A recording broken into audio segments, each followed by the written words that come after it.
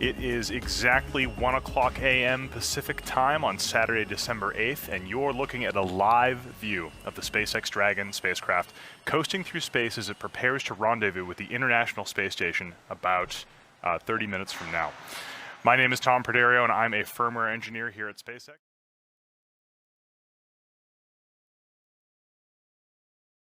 Joining me on this early morning is NASA Public Affairs Officer Dan Hewitt. Dan, thanks so much for joining us today. Tom, thanks so much for having me. This is my first time hosting a cargo resupply mission from SpaceX headquarters out here in Hawthorne. I'm super excited to be here. Kind of one of the coolest parts of my job supporting the space station is traveling to locations all across the globe where the action's taking place, and it's a privilege to add SpaceX headquarters to the list. In case you missed it, Dragon launched aboard a SpaceX Falcon 9 rocket earlier this week on Wednesday, December 5th at 1:16 p.m. Eastern. Immediately after Dragon separated from the Falcon 9, it began a series of burns, which gradually raised its orbit to align more closely with the International Space Station. Dragon then received the all-clear to start its careful approach towards that station. And this approach actually occurs in several phases, and we'll explain why that happens throughout the broadcast today. The first approach point was when it was just 350 meters away from the International Space Station. It's already passed that and moved in much closer. Once that all clear was given, it moved into 250 meters, which is where it's sitting right now at this very moment. So it's just 250 meters away from the space station. That's about 820 feet, or about the same distance as 2.5 football fields.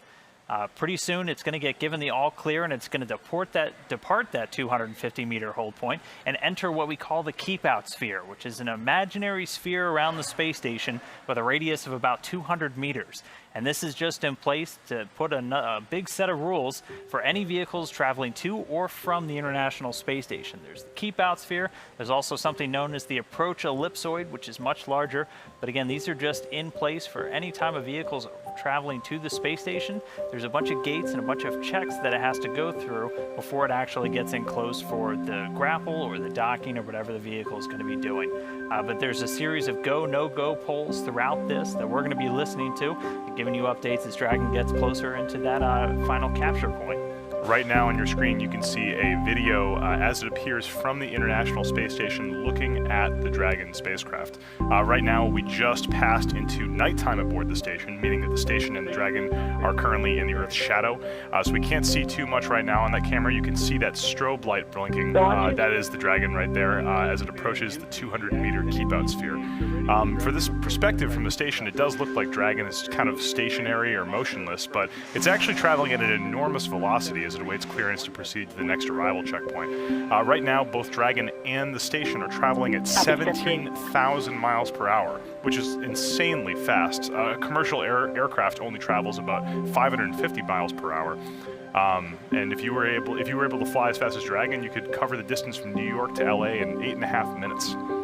And we just heard the word that Dragon just got the go to move into that keep out sphere, so it's going to depart that 250 meter point. It's been holding there for a couple of minutes, and again, it gets to these hold points, and the teams here at Hawthorne are just running a series of checks on Dragon, making sure the systems are behaving themselves, and then once everything looks good, they get the green light, and then they give Dragon the go.